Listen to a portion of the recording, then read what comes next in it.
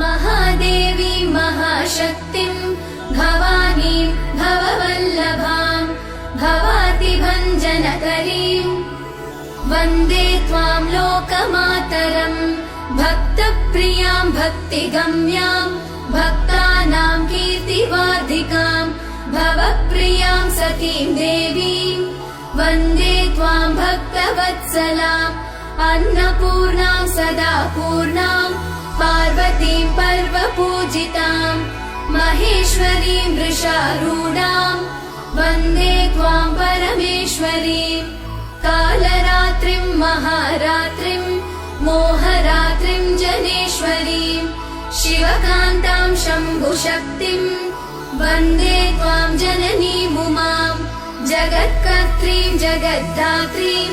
जगत्संहारकारिणीं मुनिभिः